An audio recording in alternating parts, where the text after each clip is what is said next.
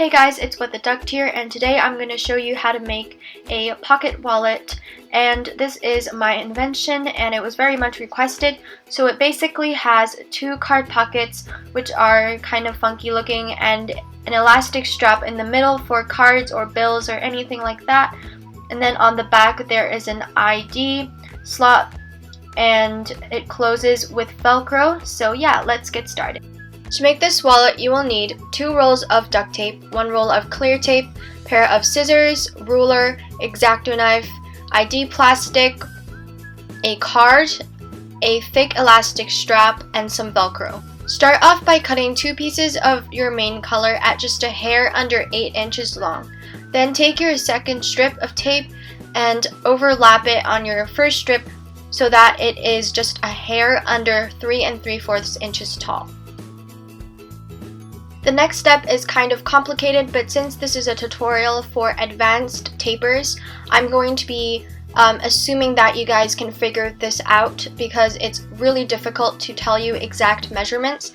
It really depends on how you want your wallet to fold, and depending on your preferences, you can choose to split the wallet exactly in 3, or as I am doing, I'm leaving more room on one side of the wallet and less room on the other side.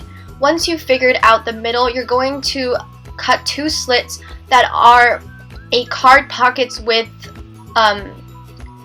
apart, and the 2 slits should be just thick enough or wide enough to fit your elastic strap. So once you've cut the 2 slits, flip the panel of tape over and thread through your elastic strap. The elastic strap should be about 1 inch longer than the width of a card pocket so that you have some left over. That will stick onto the other end, onto the sticky side, and you'll have a elastic strap in the middle of your panel with the main sheet, as you can tell here, and it should fit a card pocket very snugly. It shouldn't be too loose or it will easily fall out. Now you're pretty much going to fold it over and do the same thing as you would do for any wallet, and that is to cover the entire outside and leave 1/4 of an inch or more on all 4 sides. And if your tape lines up, be sure to line it up now, and this is basically your main sheet. Now to make the hidden pockets, you're going to cut 2 pieces of your main color and 2 pieces of clear tape, all at a hair under 3 3/4 inches. Then barely overlap your clear tape and then cut at the mark that is just over 2 1/4 inch. Then you're going to barely overlap your main color and don't do anything to that. Now flip both sheets round and put them stickiness to stickiness, and you'll have a lot left over from your main color, and you're going to trim that down so that just a 1/4 of an inch trim is sticking over, then fold that down. With that extra piece of tape, you're going to take your ID card and that piece of tape, and you're going to put a 1/4 of an inch trim on one of the long sides of your ID plastic. Then you're going to trim down the excess and fold it over. Next, we're going to make the card pocket with the box cut out of it, and so this really depends on your preference, but first you're going to cut 2 pieces of your trim color at a hair under 3 3/4 inches, and again, like I said, it really depends on how big you want the box to be, but for me, I keep about 1/2 of an inch or a little bit more on all 4 sides, and so it's directly in the center. After that, you're going to take your second strip of tape, lay it on top, and leave 1/4 of an inch on the bottom. Then for the extra stickiness in the center with the boxes, you're just going to cut some random geometric shapes and then fold those over, and you might need to cut more, and I just do a couple of triangles and then fold those down, and yeah. Then you're going to fold down the top and make sure all the fold-over lines are on one side of your tape. And so the clean side should be the one with the sticky at the bottom.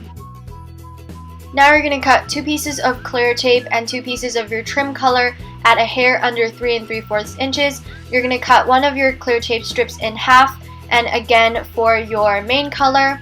Now you're going to take one of your half strips, lay it on top of your full strip, and make sure it is 2 1/4 inches tall. Then you're going to flip over your clear tape panel. You're going to lay it so it's vertical on your mat, and depending on how slanted you want your card pocket to be, you're going to angle the ruler in this direction, as you can tell, and just cut off the top. Then you're going to cover the stickiness with your trim color, and there should be more hanging over, so you're going to cover that up with your other half strip of tape, and then fold over the stickiness. But make sure you cut a slit so that you can also fold down the slanted part, as I'm doing here. With the other half strip of trim color, you're just going to cover the bottom of your other card pocket with the hole, and then with a ruler you're going to trim it down so that there's no sticky anywhere. Now it's time to assemble. So first you're going to take your hidden pocket and your slanted pocket. Make sure the rounded edges are faced on the right side, and then clear tape the bottom of the card pocket onto the hidden so that it flips up like that and it's attached. Then you're going to put it on the left side of your big panel with the elastic strap in the center. And with your other pocket, make sure the rounded side and the side with no fold over lines is facing the top, and you're going to attach that down as well. Then you're just going to clean up the sides if you need to.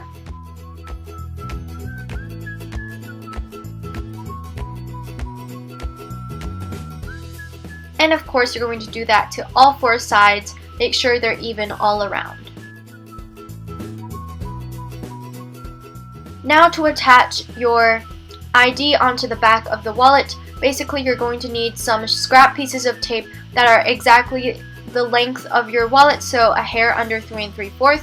You're going to measure it out, fold it so you know where the ID should be, I like the opening to face the right side, but it really depends on where you want it to face. It can face the left side for all it matters.